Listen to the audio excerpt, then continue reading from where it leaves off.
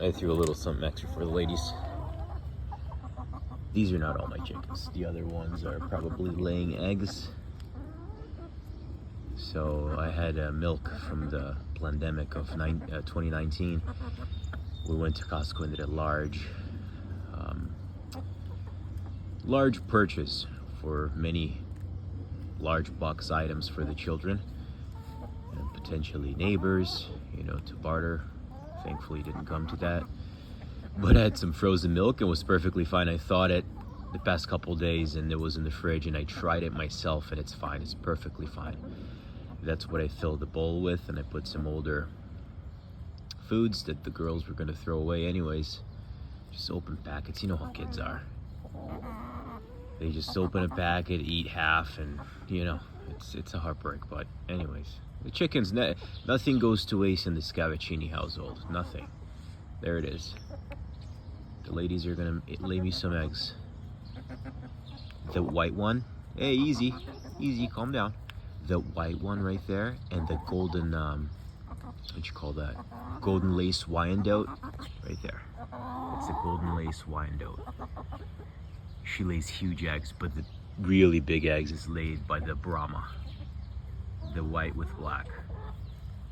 There. Good, she walked away. Huge eggs. Anyways, my daughter loves to help me to do the planting. Plenty season's coming. I fit probably 100 to 110 plants or seedlings in here. I still have to get rid of that. So the reason why I didn't get rid of that portion there, the grassy patch, the weed patch, is because there was a cardinal or some sort of bird, finch, I think. Nothing to do with the cardinal, sorry, my apologies. Finch that made its nest right there. I'll show you. Oh my gosh, a chicken laid their eggs right there. Unbelievable. That's my compost pit. I need to turn it. Haven't turned it in a couple days. But see, there is one right there, and there is another one right there. I don't know if you see it. Right there. See? So that's why I haven't cleared this patch yet, because I want to respect the bird. And anyways, these are my asparagus. It's really nice. I already ate like 2 plates full. You can see asparagus coming up there. See, right there. I'll harvest that maybe tomorrow. I don't know if it's going to be big enough tomorrow. Once you plant asparagus, by the way, it goes for forever. Like it goes for generations. My buddy at the station there, anyways, my buddy still harvests the asparagus his great grandmother planted like in the 40s or 50s, when she was in her 20s, something like that. His great grandmother planted it, and he still harvests the asparagus that she planted it, and he's her great grandson. Which is beautiful. You gotta admire that, right? So anyways, I have 1, 2, 3, 4 rows to fill. 2, 4, 6, 8, 10, 12, 14, 16, 20. 20 in each row. 2, 4, 6, 8, 80 plants. 80 plants. Depends. Some plants you can plant together, like cucumbers. They advise people to plant 2 or 3 seeds together, and the seedlings are already being made. So just for record keeping purposes for the family. And that those holes Aaliyah helped me dig. She did a fraction of the job, but it still was fun, good experience, and she did a good job in digging. That's her little shovel right there. She had a blast. She even bent it apparently. Good. She's learning how to do gardening, and she helped me with the seedlings too. We have over 100 seedlings coming up already. So let's see how the ladies are doing on that. I gotta mow the lawn here, but I'm letting it grow so the girls can, the chickens can, oh, that's some dog food I threw for them earlier. They love dog food. They love it. They come running and flying towards me when I have dog food. But they're full. They're just indulging now. They're just overeating, which is good for me. And high nutrient eggs. All my coworkers that buy eggs from me, they have high nutrient packed eggs from happy chickens. Very happy chickens. They live here. They sometimes one of them flies on top of the shed, and they always come back. They always come back. We have some apple trees here. Sometimes I'll mush some apples because we get a lot of apples, a lot of peaches, and I'll mush it for them and throw it to the chickens, and they're probably the fattest chickens in the neighborhood. You know, many people around here have chickens, and it's highly advisable because they eat the ticks. They keep the you know, the yard safe for your children so they don't get the Lyme disease. And here in Connecticut, it's rampant everywhere because Lyme, Connecticut is where it originated from, or so biologists think. So I don't know. I trust the biologists. You know, they say it started in Lyme, Connecticut, and there's a lot of evidence proving it. So yeah, you have chickens, they eat all the ticks. They have a very keen and peculiar eye. So that's why one day of the week I don't feed them, because then they start looking to the grass, and they look, and they scratch the dirt, they scratch the grass, they look for bugs, and they're eating all day. You can see it in the cameras. I have 4 cameras around the house, 2 facing the back, and I see them scratching the ground all day. The days I don't feed them, they just eat worms and ticks and bugs and larvae and grubs, everything. They eat everything. They even eat grass. If they can find bugs, they eat the grass. Chickens are a very versatile, dynamic animal. That's why we're forming a symbiotic relationship with them, because they're that good at producing eggs. Some of the chickens lay like 2 eggs a day. You know, some 1. They drink water from any source. There is a sled right there that they're drinking water from. I gotta get rid of that. It's been 3 winters we haven't used it at all. We bought it for the little one. She doesn't really like to go sledding that much. We offer her every weekend. There's a slope in my backyard, and she used to go her first year. But anyways, I gotta fix the grapevine. As you can see, all the flowers are budding already for the grapes, and you can see the tiny baby grapes already. Look at that. That's a tiny baby grape right there. They're all over the place. This grapevine that I got at Home Depot, it is awesome. It is awesome. Look how thick the vines are getting.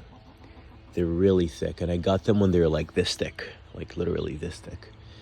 That's my apple here. This is I forgot the breed of this apple. I forgot the variety. I forgot it.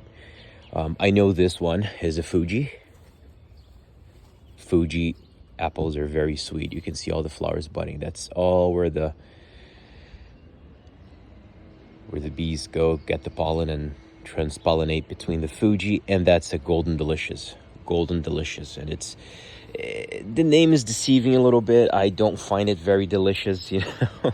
I got it because of the name, and turns out it's not that good. Maybe I didn't fertilize it good, but the Fujis, man, they melt in your mouth. I don't know if they're actually from the Fuji region in Japan or what, but they are sweet. So yeah, the bees go and get the pollen. I've seen a lot of bees lately, which is good. They get the pollen and transpollinate from one to the other, from one to the other. And this here is my peach. The flowers seem to have... they're very early bloomers, the peach, so the flowers are already kind of drying off, and that's where the peach is gonna grow from, more or less. And it's already, this peach, man, I bought last year, and it was about my height and just exploded. Because, why? Because I do my own compost. I dug this hole when I first bought the house. I dug it with my older daughter. My younger one wasn't alive yet, hadn't been born, but you can see there. You can see it. It's just, oh God, that's how Leo got to the fish. My stepdad buried a stinky fish here. And anyways, but this is how you make good dirt. All the wood shavings from the chicken coop, you throw it here, and you just, and all grass clippings, and you mix them all together. Kitchen scraps, dead fish, yes, chicken carcasses, any type of bones. You bury it, and it takes a decade or so for it to disintegrate, but you'll be surprised. People say it takes longer. No, it does not. With a compost pit, it has a natural heat to itself. It's the bacteria, the microbes, and the worms too, man. I'm telling you, the worms on the compost pit, I was shaving this big log trying to disintegrate. You can see where I was beating it with a pickaxe. This log was so thick. It was almost as thick as that tree over there. Almost as thick as that tree. And it was a 90 to 100 foot tree that was like two of them right here. One I was able to completely get rid of because it was thinner. You can see all the leftover logs there. All the logs from this one. This one was very thick, and that was almost the base right there. That's where I did the face cut. The face cut right there. And then the back cut, and it fell down. It reached my shed almost. It was like a foot to reach the shed. Good thing I calculated it right. But yeah, 4 years later, and the worms, man, they're just climbing through the log. They're literally making holes in the log. All you see up here is trash, crap, compost, but under it, there is a living, like almost civilization-like for grubs and bugs and worms. And the worms are huge. The biggest worms I've seen in my life, man. They're huge. They're climbing into the log somehow. I don't know. They eat little by little. Years later, they're all the way up in the top. Sometimes you see worms in the top there.